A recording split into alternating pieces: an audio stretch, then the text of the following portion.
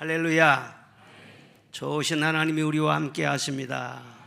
좋은 일이 일어날 줄로 믿습니다. 하나님께서 풍성한 은혜 주실 줄 믿고 영광의 박수를 올려드리겠습니다. 할렐루야.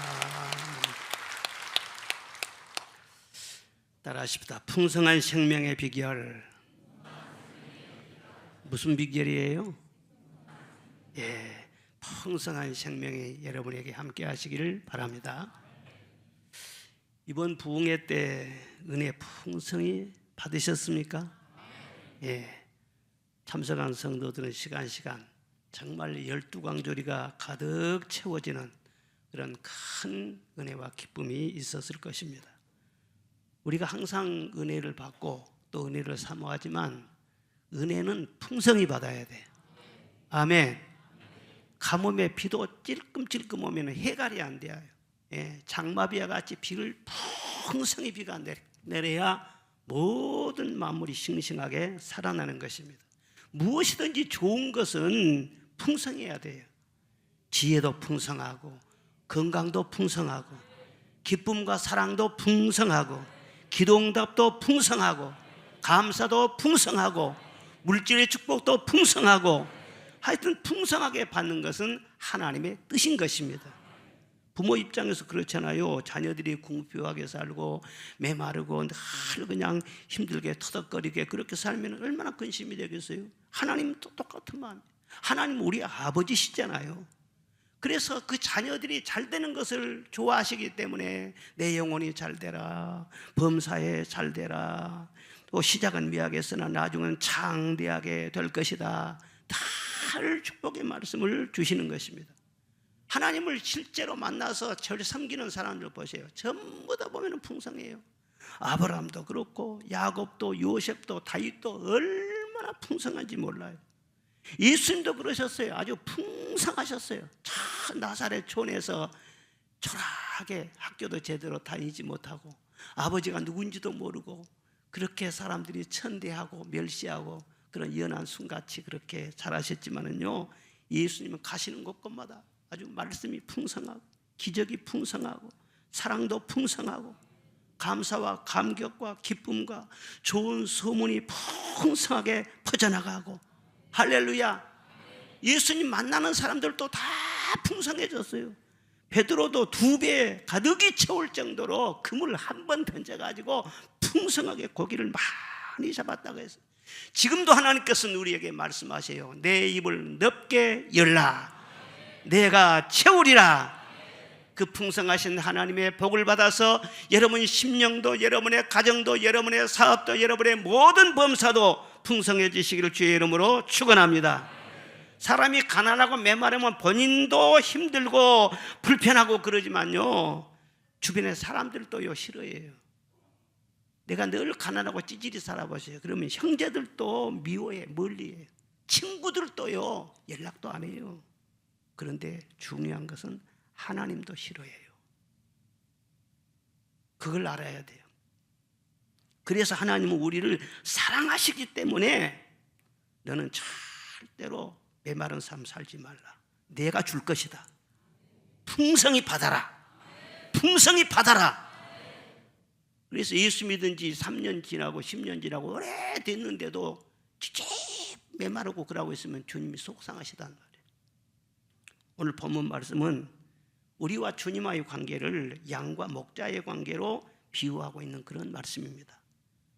우리 인간은 양이라는 거예요. 양과 같다는 거예요. 그렇죠. 다른 짐승들 봐보세요. 다 자생력이 있어요. 스스로 살아가요. 소나 개나 닭이나 꼭 주인이 없어도 얼마든지 잘 살아갈 수 있습니다. 그런데 양은 그렇지를 못합니다. 양은 스스로 살아갈 수 있는 능력이 없어요. 어디에 물이 있는지도 찾을 수 없어. 풀이 어디에 있는지도 몰라요. 그리고 그 광야에는 아주 지형이 험준하거든요. 절벽이나 위험한 곳이 많은데도 분간을 못해. 잘못 헛디뎌서 떨어져서 막 죽기도 하고 그렇습니다. 또 광야에 사나운 맹수들이 얼마나 많이 돌아다닙니까? 그런데 그 맹수들에게 물려가지고요 죽을 수도 있는 것이고. 그러니까 양은 목자의 도움이 없이는 한순간도 살아갈 수가 없어요. 그렇게 연약한 양과 같은 존재가 바로 우리 인간이라는 거예요. 예수님은 광야 같은 이 세상에 사는 우리를 위해서 선한 목자로 오신 줄로 믿습니다. 우리를 돌봐주기 위해서 오셨고 또 생명을 주시기 위해서, 우리를 영원히 살리기 위해서 예수님이 오신 거예요.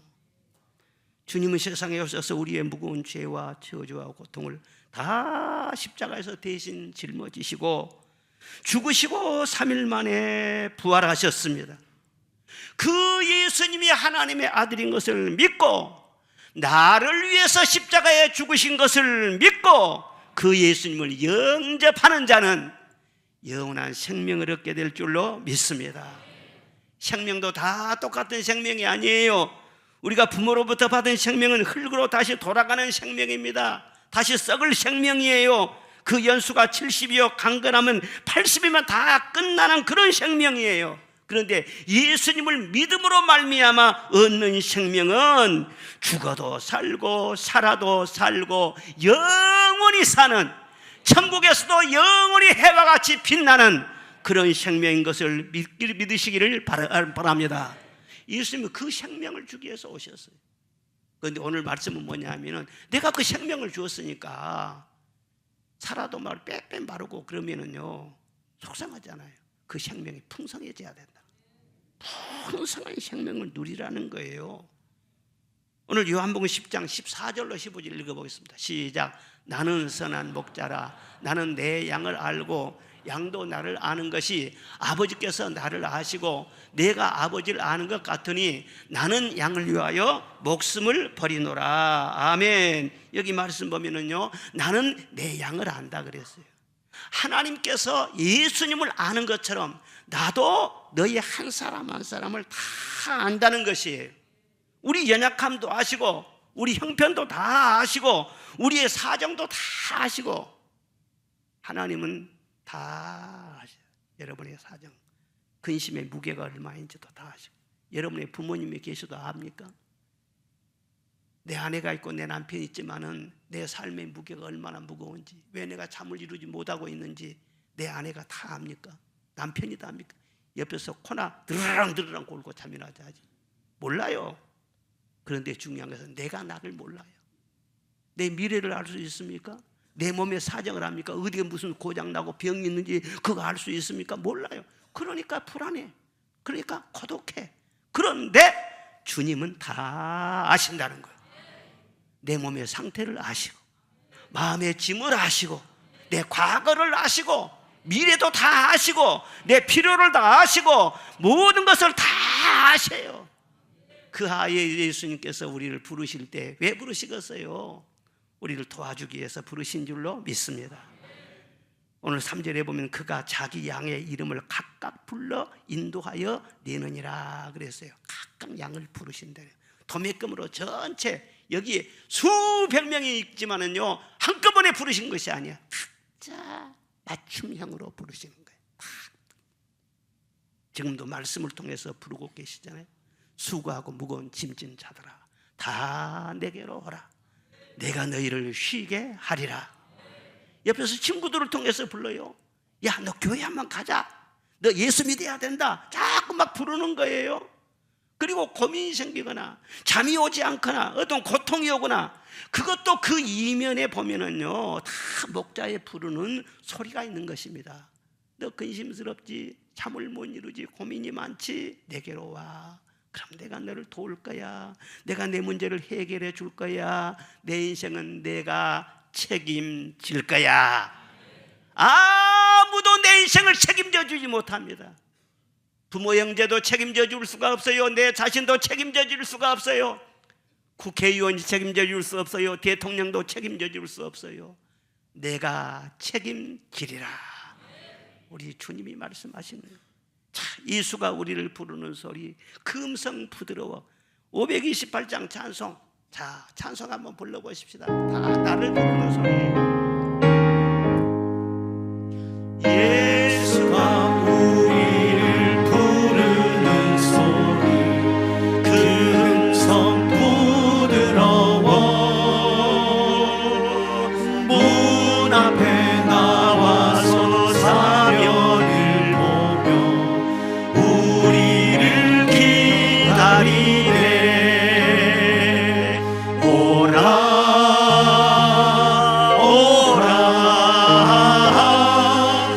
방황치 말고 오라.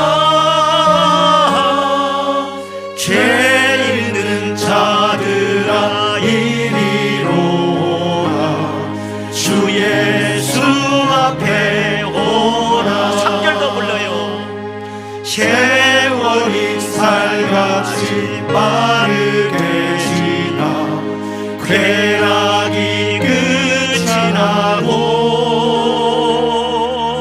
사망의 그늘이 너와 내 앞에 둘리며 가리우네. 오라 오라. 방황치 말고 오라. 죄 있는 자들아 이리로 오라. 주 예수 앞에 오라. 우리를 부르시는 주님 앞에 영광의 박수를 올려드리겠습니다. 이 시간도 주님은 말씀으로 부르시고 사랑으로 부르시고 성령의 감동으로 부르시는 것입니다. 그 부르심을 듣고 주께로 나온 여러분이 복 있는 사람이라는 것을 믿으시기를 바랍니다. 예수님을 만나면 변화되는 것입니다. 새로워지는 것입니다. 뉴욕에 릴리안 요맨이라고 하는 유명한 여자 의사가 있었습니다. 그런데 이분은 의사 생활이 너무 힘들고 스트레스가 심하고요, 고독해요. 의사 선생님들도 굉장히 힘들어요. 환자들만 보니까. 너무 힘들어가지고는요, 술을 먹고 나중에는 마약에까지 손을 대고, 그래서 계속 마약 먹다가 마약 중독자가 돼버린 거예요. 그러니까 그대로 놔두면 폐인이 되게 생겼어. 그래서 그 집안 식구들이 많이 억지로 붙들어가지고 요양소에다가 입원을 시킨 거예요. 요양소 안에서도 말이죠, 막 절망 가운데 계속 헤매는 거예요. 마약을 못 끊어요. 또 마약을 찾고 또 찾고, 자기 의지로 안 돼, 자기 결심으로도 안 돼, 자기 능력으로 거기서 헤어나오지를 못해. 그래서 너무나 속상하고 죽고 싶어가지고 죽으려고 막 시도도 하고 그렇게 했었는데 하나님이 붙들어 주셨죠. 그런데 그 병원에는요, 채플 예배가 있어요. 그런데 목사님께서 예배를 좀 드리시죠. 인도하니까는요, 그냥 갈 데도 없고 그러니까 그냥 예배실에 간 거예요. 가서 예배를 참여했어요. 그런데 예배를 드리다가 성령이 그 마음을 터치해 준 거예요. 하나님의 사랑을 깨닫게 된 거예요. 여러분, 예배는요, 성령이 운행하시기 때문에 굉장히 중요한 겁니다. 죽은 사람을 살리기 때문에 굉장히 중요한 거예요. 그래서요, 정말 주 예수 내 마음에 들어와 계시는, 변화하여 새 사람 되고 찬송대로요, 예수님 딱 만나니까는요, 사람이 그렇게 변화될 수가 없어요. 완전히 새 사람이 되는 거예요. 그래서 완전히 치유를 받고 요양원에서 나와가지고는요, 또 실력이 있잖아요. 그래 열심히 진료하는데요, 자기처럼 알코올 중독에 빠진 사람, 마약 중독에 빠진 사람, 그런 사람들이 너무 불쌍한 거예요. 그래서 그들을 위한 병원을 세워가지고 치유와 그리스도의 복음을 전하면서 그의 후반부의 삶은 짧은 인생을 살았다고 그럽니다. 그런데 미 국무성에서 국가 유공자로 정할 정도로 아주 유명한, 전국적으로 아주 존경을 많이 받는 그런 분이 되었다고 하는 것입니다. 누구라도 그렇습니다. 목자 없이는 방황해요, 목말라요, 고통이 끊임없어요, 불안해요. 그렇지만 목자 대신 주 예수님을 만날 때 터닝 포인트가 될 줄로 믿습니다. 전환점이 될 줄로 믿습니다. 방황은 끝이 나고 변화의 새 사람이 되는 것입니다. 그 변화의 주인공이 여러분이 되시기를 주의 이름으로 축원합니다. 오늘 본문의 말씀 보면 내가 온 것은 양으로 생명을 얻게 하고 풍성히 얻게 하려는 것이라 말씀을 하셨어요. 예수님으로 말미암아 우리는 이미 생명을 얻었는데 그 생명을 풍성하게 누려라. 그것이 주님의 말씀이에요. 어떻게 풍성하게 누릴 수 있어요? 첫째는 성령 충만해야 돼. 뭘 충만해야 돼요? 성령 충만해야 돼요. 예수님께서 제자들에게 자주 하신 말씀이 무엇입니까? 무슨 말씀하면 이들이 깨닫지를 못하는 거예요. 너는 지금은 몰라. 지금은 몰라. 나중에 알 거야. 예수님, 내가 예수님 따라가겠습니다. 목숨 걸고 따라가겠습니다. 지금은 따라올 수 없어. 그런데 나중에 이후에는 따라올 거야. 자꾸 그렇게 말씀해요. 이후에. 그 이유가 언제를 말합니까? 예수님 마음속에는 너희가 성령 충만을 받은 후에 성령의 능력으로 깨닫게 될 것이다. 나를 따라오게 될 것이다. 풍성한 생명을 누리게 될 것이다. 그렇게 말씀하신 거예요. 여러분, 성령 충만하면 우리 안에 성령의 열매를 맺게 될 줄로 믿습니다. 사랑과 희락과 화평, 오래 참음과 충성과 자비, 양성과 온유와 절제, 이 9가지 열매를 주렁주렁 맺는 거예요. 열매라는 것은 여러분 막 힘쓰고 막 그래가지고 공장에서 뭐 제품 찍어내도 그렇게 열매를 맺는 거 아니에요. 열매는요, 살아있는 나무에서 자연스럽게 열리는 거예요. 나무가 진액을 받아들이고 또 햇빛을 받아서 탄소 동화 작용을 하고, 우리는 보이지 않지만 그 속에서 생명의 역사가 막 일어나면서 자연스럽게 꽃을 피우고 열매를 맺는 거예요. 이와 같이 우리는 내가 막 잘 살아보려고, 착한 사람 되려고, 막 내가 어떻게 해보려고 막 용쓰지 않아도 성령 충만함만 받으면은 사랑의 사람이 될 수가 있어요. 마음의 기쁨이 충만하게 돼요. 그냥 무엇을 하든지 말이야 잘할 수가 있어. 성령이 도와주시니까. 할렐루야. 하나님께서는 아무리 복된 약속을 주셨어도 우리가 성령 충만 받지 못하면 열매 없는 가을나무처럼 되어버리는 거예요. 하나님의 말씀이 아무리 보배로운 말씀이 있어도 그건 그림의 떡이 될 수밖에 없어요. 하나님은요, 우리를 무조건 동정하는 것이 아니에요. 처음에 교회 막 나와서 예수님 바로 만날 때는요, 우리가 어떤 상황이 있든 간에요, 불쌍히 여기세요. 긍휼히 여기세요. 다 과거를 묻지를 않으세요. 7 귀신 들렸다 할지라도 묻지를 않으신 거예요. 그런데 예수 믿은 지 3년 되고 5년 되고 10년이 돼도, 그런데도 파리하게 그러면은요, 하나님이요 화가 나셔요. 그동안 은혜를 어떻게 받았느냐? 예? 내가 성령 준다고 그렇게 했는데 너는 왜 성령을 받지 못했느냐? 예? 그래서 성령 충만해야 나도 기쁘고 네가 잘 돼야 내가 좋은데, 예? 사랑도 더 받고, 예? 기적도 더 많이 체험하고, 기도응답도 풍성히 받고 네 잔이 넘치게 될 거 아니냐? 그런데 왜 내가 성령을 준다고 해도 마음의 문을 닫고 받지는 못하냐? 주님이 속상하다니까요.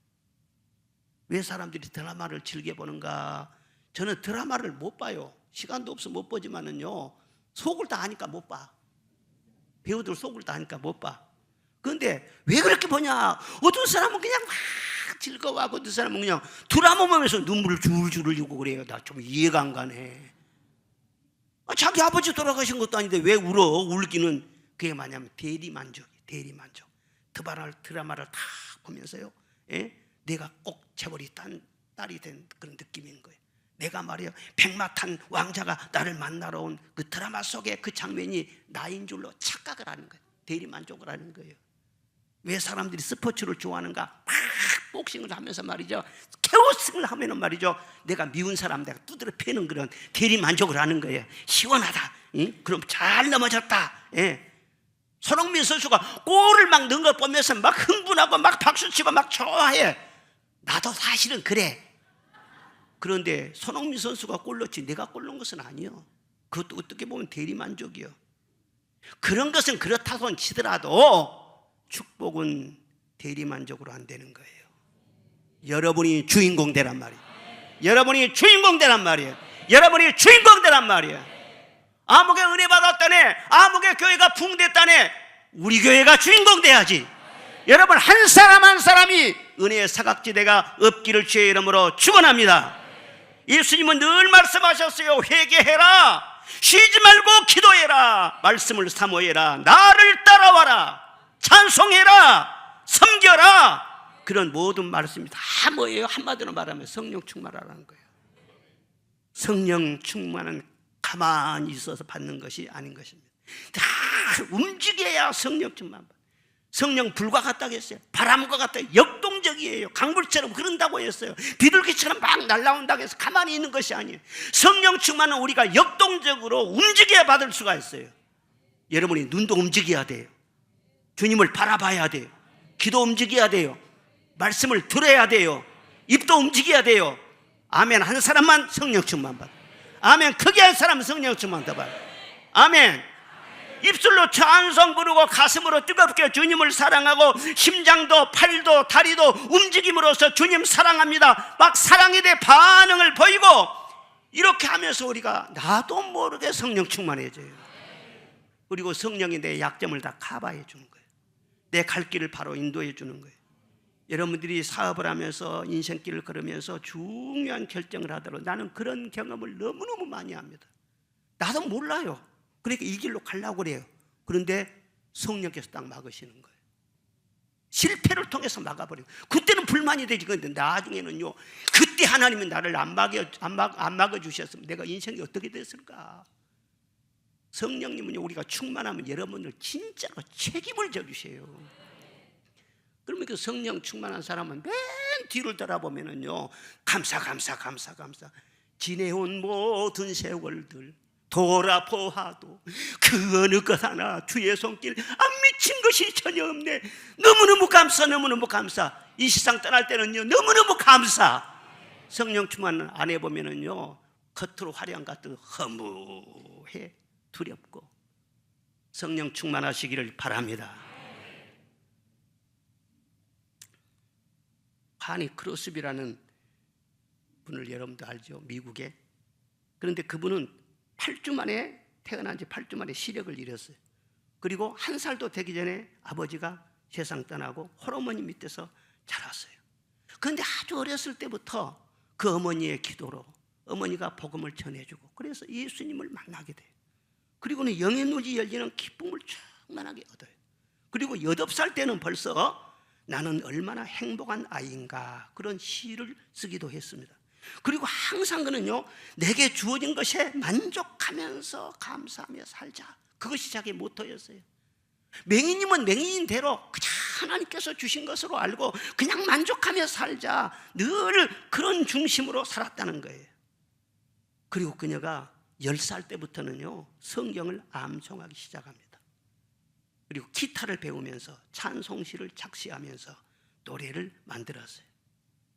그는 빛을 보지 못했지만은요, 세상에 항상 밝은 면만을 보면서 자기 자신에 대해서도 늘 부정적인 생각을 갖지 않고 늘 긍정의 생각을 가지면서 감사하고 기뻐하고 그러면서 솟아오르는 그런 영감을 다 정리해 가지고요, 평생 6,000여 편의 찬송시를 작시를 했습니다. 이 찬송가에 보면은요, 콰니 크로스비 찬송이 이 찬송가에도 제일로 많이 들어있어요. 어느 목사님이 그랬대요. 앞을 보이지 못하니 얼마나 참 불편하시냐고, 얼마나 참 안타깝냐고. 그러니까는요, 아니에요. 저는 다시 태어나다 갈지라도 맹인으로 태어나게 해달라고 기도할 거예요. 천국에서 처음으로 뵐 분은 저를 위해 돌아가신 예수님일 테니까요. 그렇게 답을 했다는 거예요. 그럼 그가 지은 찬송 중에 가장 자주 불렀던 찬송이 무엇이냐? 세상도 없고 나도 없고 구속한 주만 보이도다. 우리 찬송가 288장 1절과 3절을 불러보겠습니다. 예수 나의 구주 삼고 성령과 피로써 거듭나니 이 세상에서 내 영혼이 하늘의 영광 누리도다. 이것이 나의 간증이요 이것이 나의 찬송일세. 나 사는 동안 끊임없이 구주를 찬송하리로다. 주 안의 기쁨, 주 안의 기쁨 누림으로 마음의 풍랑이 잔잔한 박수치면서 세상과 나는 간 곳 없고 구속한 주만 보이도다. 이것이 나의 간증이요 이것이 나의 찬송일세. 나 사는 동안 끊임없이 구주를 찬송하리로다. 나 사는 동안 끊임없이 구주를 찬송하리로다. 여러분의 다짐이 되시기를 바랍니다. 환희 크로스비는 95세까지 장수하며 살다가 세상을 떠났습니다. 그녀와 동시대에 태어나서 밝은 세상을 보면서 즐겁게 화려하게 멋지게 살았던 여성들이 무수했을 것 아니겠어요? 그런데 지금은 명인이었던 환희 크로스비도 다 사라졌고 두 눈 멀쩡했던 아름다운 여성들도 다 이 땅에 없습니다. 다 바람과 함께 다 사라졌습니다. 남은 것이 무엇일까요? 다 지나가 버렸어요. 남은 것이 무엇일까요? 성령 충만해서 풍성한 삶을 누리면서 그 풍성함을 전하며 살았던 이 환희 크로스비는 하나님이 지금도 기억하고 계실 줄로 믿습니다. 천국에서 그 영광을 누리고 있을 줄로 믿습니다. 인생은 다 지나가지만요, 성령 충만해서 주를 경외하는 삶은 절대로 헛되지 않는 거예요. 영원한 영광으로 이어지게 되는 것입니다. 우리들도 그렇습니다. 어떤 상황 속에서도 은혜에 감사하고 성령 충만함으로 말미암아 풍성한 삶을 누리며 그 삶을 전하며 살아가는 여러분 되시기를 주의 이름으로 축원합니다. 둘째는 도둑을 맞지 말아야 돼요. 풍성한 삶을 누리려면은 오늘 10절 말씀 읽겠습니다. 시작. 도둑이 오는 것은 도둑질하고 죽이고 멸망시키는 것뿐이요 내가 온 것은 양으로 생명을 얻게 하고 더 풍성히 얻게 하려는 것이니라. 아멘. 도둑이 있다고 했어요. 도둑이 오는 것은 도둑질하고 죽이고 멸망시키는 것뿐이라고 했어요. 절대로 좋은 거 못 준다는 거예요. 그것뿐이라는 거예요. 목장에서요, 목자와 양만 있으면 얼마나 좋겠어요. 얼마나 목장이 평화롭겠어요. 그런데 거기 보면 절도가 있어요. 강도가 있어요. 1절에도 절도 강도, 8절에도 절도와 강도 3번이나 여기서 말하고 있어요. 그러니 보십시오. 아무리 좋은 보물이 집에 있어도요, 도둑 맞으면은요 빈집만 남는 거예요. 이와 같이 아무리 우리가 은혜 많이 받아서 풍성한 복을 받아서 그렇게 살찌고 건강하고 그렇게 번영하는 그런 목장이라도 도둑 틈 다 보세요. 그러면은요 다 들어가 버려. 예? 껍데기만 남는 거예요. 우리 성도들이 그렇습니다. 은혜와 은사를 받고 기도응답과 축복을 많이 받았다 할지라도 어느 순간 도둑이 틈타져 도둑 맞아 버리면요 한순간에 모든 좋은 것을 다 잃어버리게 돼요. 도둑이나 이 강도는요 절대 정문으로 오지 않습니다. 딱 문 열고 들어오지 않아요. 예수님은 문을 두드려요. 내가 들어간다, 영접해라, 인격적으로 그렇게 하지만 도둑이라는 것은요 슬쩍 담을 넘어서 들어오는 거예요. 그러니까 도둑 맞지 않으려면 항상 경계를 해야 돼. 그리고 틈을 주지 말아야 돼. 에베소서 4장 27절에 보면은 마귀에게 틈을 주지 말라 말씀을 하고 있어요. 잃을 것이 없는 집은요 문단속 안 해도 되지만은 귀한 것이 많을수록 문단속을 철저히 해야 돼요. 옛날에는 막 철조망도 담에다 다 이렇게 해놓고 막 유리병 같은 것도 유리 조각을 막 다 해놓기도 하고 그래서 요즘은요 CCTV 카메라 다 설치를 하고 그러지 않습니까? 여러분 그리스도인들은요 너무너무 귀한 것을 가진 사람들이에요. 여러분들은 천하보다 귀한 영혼인 것을 감사하시기를 바랍니다. 여러분이 가지고 있는 그 믿음은요 금보다도 귀한 믿음이에요. 너무너무 귀한 믿음이에요. 도적이 와서 말이에요. 여러분 물건 빼앗아 갈 줄 아십니까? 여러분의 어떤 무슨 집에 무슨 재앙 그런 수준이 아니에요. 예? 여러분의 믿음의 보화를 빼앗아 간 거예요. 믿음을 무너뜨리는 거예요.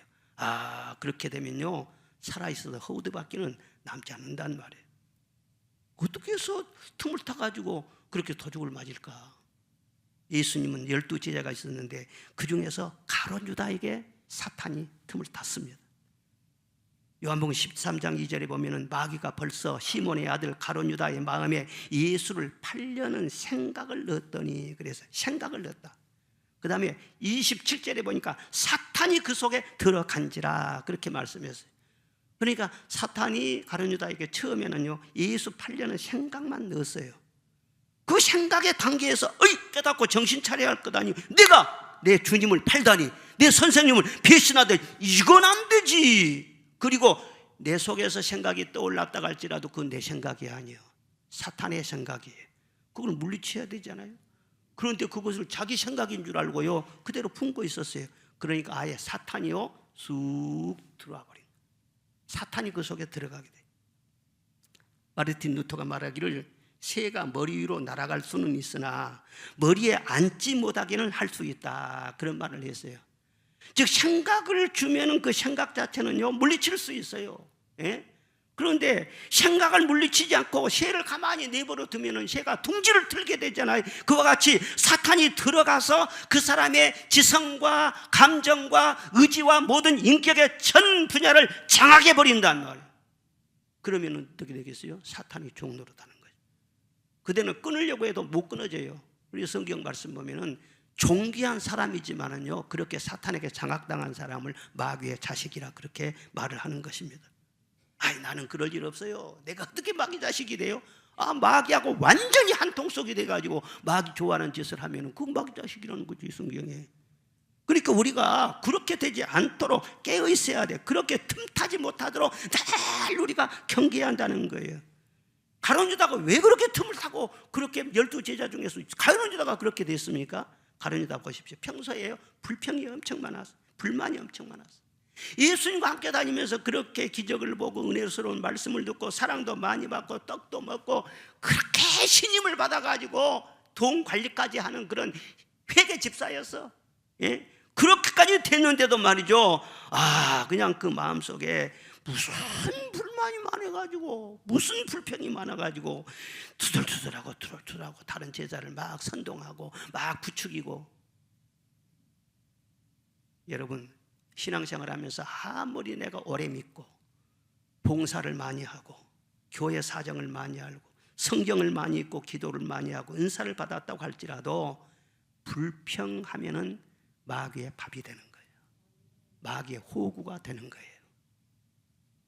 마귀 좋아하는 일을 하다가 그 풍성한 은혜와 복, 아무리 봉사를 많이 하고 아무리 오래 믿었다 할지라도 그 모든 거 다 도둑 맞아요.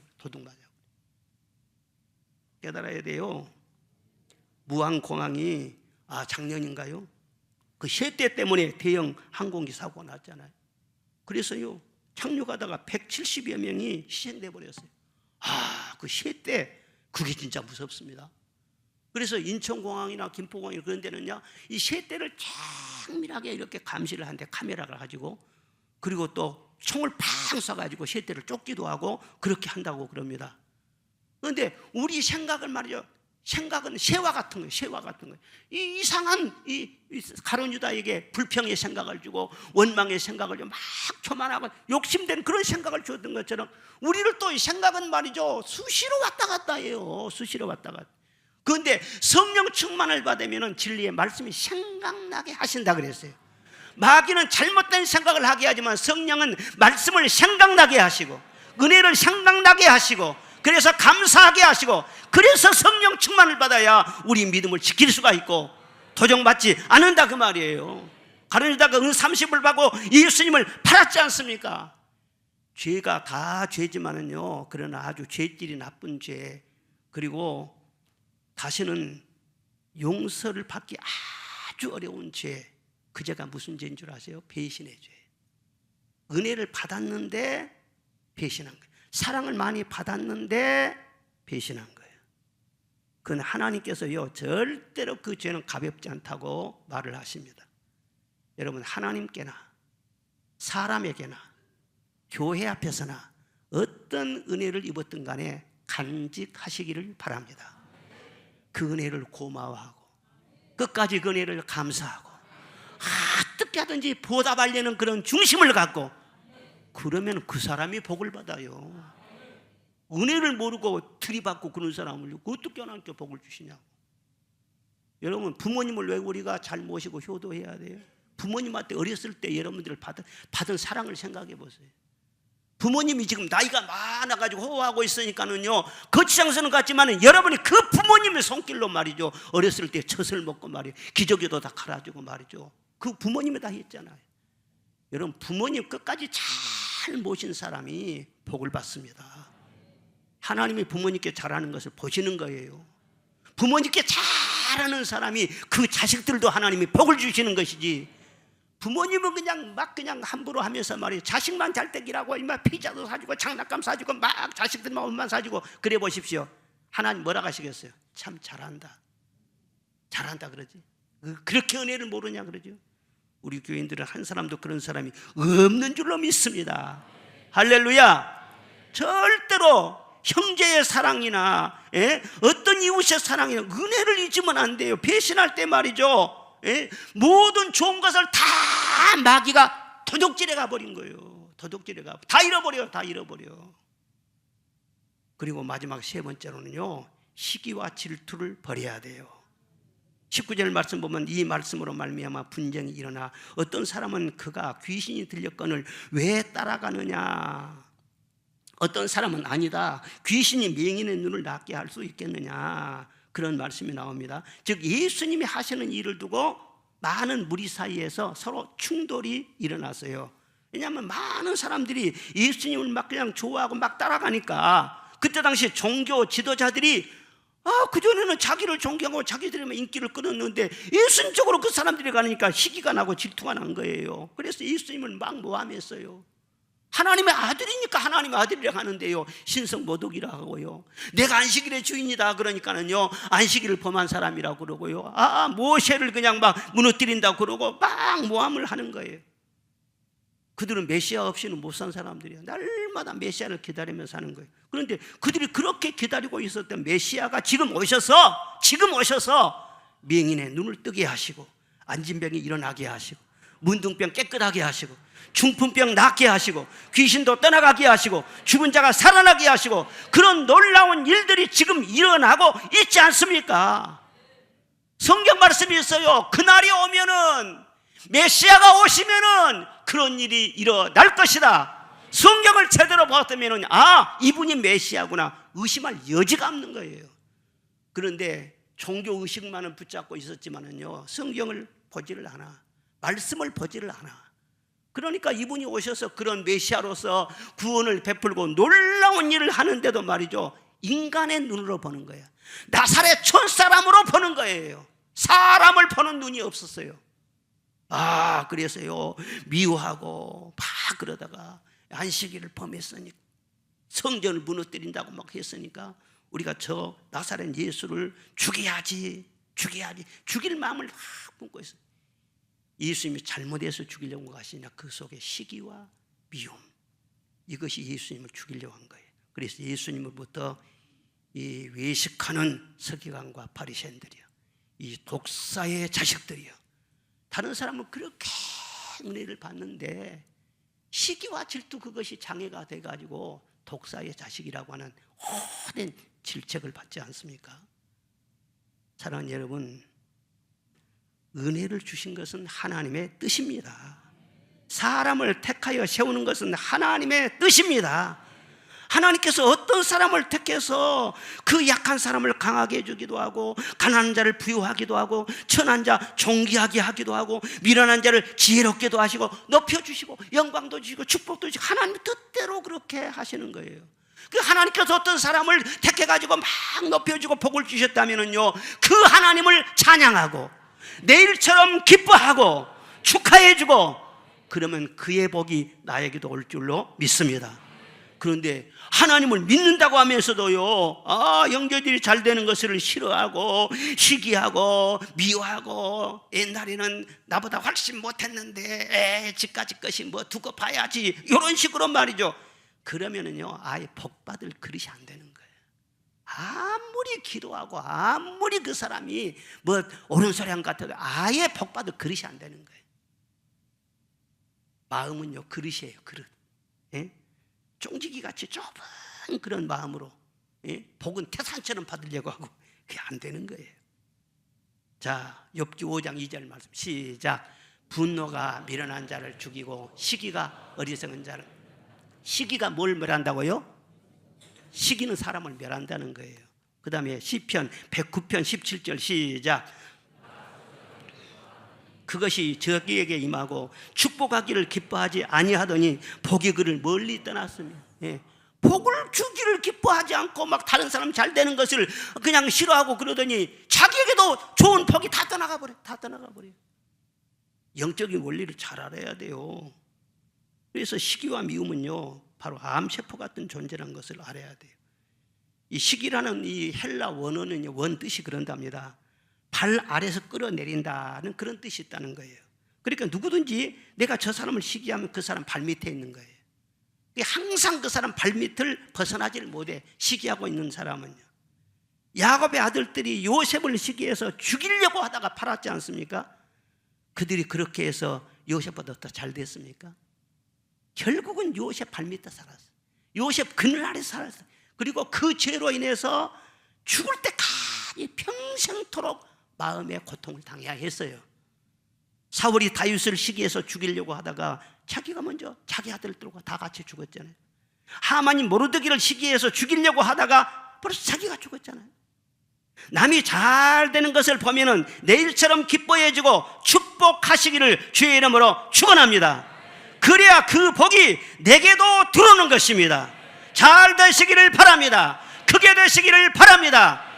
그런 사람은요, 다른 사람 잘 되는 것을 박수를 쳐주고요, 좋아하고요, 바로 그런 사람이에요. 이번 부흥회 때 강사 목사님이 참 수고를 많이 하셨는데, 부흥회 끝나고는요, 갑자기 막 한쪽 눈이 충혈되고 막 염증이 생기고 막 부었었어요. 한쪽 눈이. 그래가지고 얼마나 많이 수고를 하셨으면은, 특별히 우리 교회 부흥 집회인데 우리 교회에서 이렇게 수고하시다 이렇게 됐을까? 우리가 기조가 부족했는가?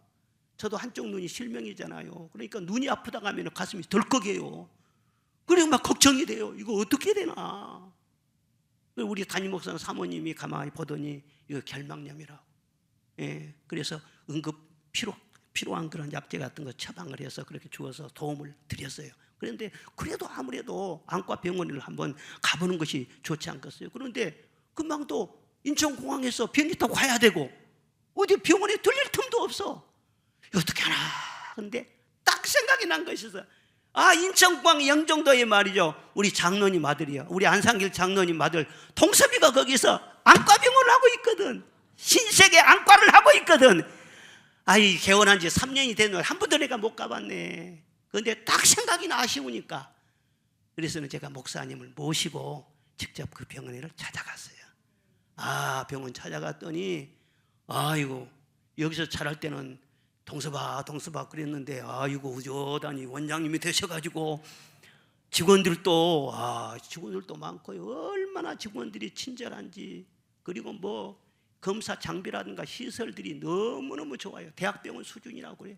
그리고 그거 3년밖에 안 됐는데 소문이 엄청나게 막 나가지고 포항에서 목포에서 전국에서 막 그렇게 수술 환자들이 몰려온다고 그러네. 내가 그 가 있는데도 계속 환자들이 몰려오고 그러더라. 거기 가서 진찰을 잘 받게 하고 처방도 다 하게 하고, 결막염 3일이면 끝납니다. 그런데 절대 눈 비비지 마십시오. 원장님이 그러시니까는 예 원장. 그래서 그 강사님도 원장님한테 축복기도 해주고 나도 축복기도 해주고 얼마나 감사해요. 다 여기에서 어린 때부터 학생으로 이렇게 자라고 그랬잖아요. 우리 아들들 같지, 아들이지. 직원들한테 우리 영적인 아버지가 오셨다고 그러더라. 예, 아들이지. 우리 교회 장로님들도 그 외에도 의사들이요 여러 명 있어요. 변호사도 있고 고위 공무원들도 있고 다 잘 되시기를 바랍니다. 그리고 남이 잘 될 때 박수 쳐주고 축하해주고 여러분이 일인 것처럼 즐거워하시기를 바랍니다. 그래서 그 목사님 모시고 이제 비행기 타고 올라가는데, 국내선 또 올라가는데 사모님하고 나란히 앉아야 할 거 아니에요. 그런데 사모님 저리 가라고 그러고는 저를 옆에 앉혀가지고는요 저하고 대화를 하고 가자고. 그래서는 참 아무 자리나 되면 좋은데 그 교회에서 또 다 비즈니스석으로 해고, 국내선 비즈니스석은 나 처음 타봤네. 그렇게 좋을지는 몰랐어요. 딱 편하게 앉아서 여러 가지 얘기를 해요. 그러면서 샌디에고에 갈보리 장로교회 거기서 목회를 해서 큰 부흥이 있었다고 했잖아요. 그러면서 고생한 얘기를 해요. 다른 것 때문에 고생한 것이 아니라 부흥이 되고 그러니까 주위에서 엄청나게 시기를 하고 엄청나게 모함을 하고, 그래 목회자들 때문에 너무 고생을 했다는 거예요. 그리고 또 은혜 한인교회로 또 옮겨가지고 거기서 계속 붕대고 그러니까 거기에서도 얼마나 그렇게 비방을 하고 아주 그냥 이단인 것처럼 막 그렇게 이 얘기를 하고 그러더라는 거예요. 그래서 목회가 힘든 것이 아니라 이 비난 때문에, 이 목회자의 시기와 질투 때문에 그렇게 힘들었다. 그래서 제가 공감하는 얘기를 쭉 하면서, 그런데 목사님, 참 훌륭한 목사님들도 계세요. 제가요 한참 은혜 한인교회에서 교회가 붕대고 있는데 바로 그 옆 교회에 어떤 목사님이 저를 부흥 강사로 초청을 했습니다. 깜짝 놀라가지고, 그런 일이 없거든요. 그래서 어떻게 해서 나를 부흥 강사 초청했냐고. 그러니까는요, 자기 하나님 앞에 기도를 했대. 하나님, 우리 교회 부흥시켜 주세요, 부흥시켜 주세요. 기도를 하니까 하나님께서 뭐란 마음의 감동을 주셨냐 하면은, 부흥하고 있는 교회 목사님을 초청해다가 부흥회를 해라, 그런 감동을 하여. 그래서는 부흥하는 교회가 어떤 교회입니까? 하나님 가르쳐 주요. 그러니까 또 하나님 감동하셔서 멀리 갈 것 없느니라, 바로 저 옆에 은혜 한인교회 목사님 초청해서 부흥집회라, 성령께서 아예 가르쳐 주셨대. 그렇게 그래가지고 거기 가서 부흥집회를 했는데 어떻게 될 것 같아요? 그 교회도 엄청나게 부흥하고, 은혜 한인교회도 엄청나게 부흥하고, 그 목사님도 목회를 너무너무 잘해가지고 한국에서 큰 대형교회가 있어요. 그 대형교회, 내가 그 목사님도 알죠. 그 목사님을 인정을 해가지고는요 담임 목사로 청빙을 했어요. 그래서 지금 우리 한국에서 지금 큰 목회를 하고 계세요. 하나님은요 부유하시기 때문에 이 사람 거 빼앗아 가지고 일이 몰라준 것이 아니에요. 예? 부유하시기 때문에 이 사람도 잘되게 하고 이 사람도 잘되게 하고. 할렐루야. 여러분이 축복하면은요 여러분이 손해볼 것이 하나도 없어. 이 사람도 잘되게 하고 이 사람도 잘되게 하고. 교회가 여러분 주변에 많지만은요 교회들을 절대로 시기하고 험담하고 나쁘게 말하지 마시기를 바랍니다. 주님의 몸이에요. 주님의 몸이에요. 교회가 잘 되는 것을 좋아하고 축복해주고, 그리고 여러분들이 사업을 하더라도 그렇고 모든 것이 원리가 다 그렇게 되는 것입니다. 오늘 본문 말씀을 절대 잊어서는 안 돼요. 아예 외워야 돼요. 도적이 오는 것은 도적질하고 죽이고 멸망시키려는 것 뿐이요, 마귀가 틈을 타고 여러분이 세상으로 나가면 좋은 일이 하나도 없어요. 따라합시다. 도적질하고 죽이고 멸망시키고 그것뿐이요. 그것뿐이에요. 얻을 것이 하나도 없어. 주님 따라서 세상으로 가가지고 마귀 따라가지고 얻을 것이 하나도 없어요. 그것뿐이에요. 그런데 내가 온 것은 양으로 생명을 얻게 하고 풍성히 얻게 하려는 것이니라. 할렐루야. 이미 여러분 그리스도 안에서 생명을 얻은 것을 감사하시기를 바랍니다. 성령 충만함으로 그 생명을 누리고 절대로 은혜를 입었으면 배신하지 말고 시기와 질투를 버리고 남을 살리는 사람이 되고 축복하는 사람이 되고 그런 축복의 그릇 되시기를 주의 이름으로 축원합니다.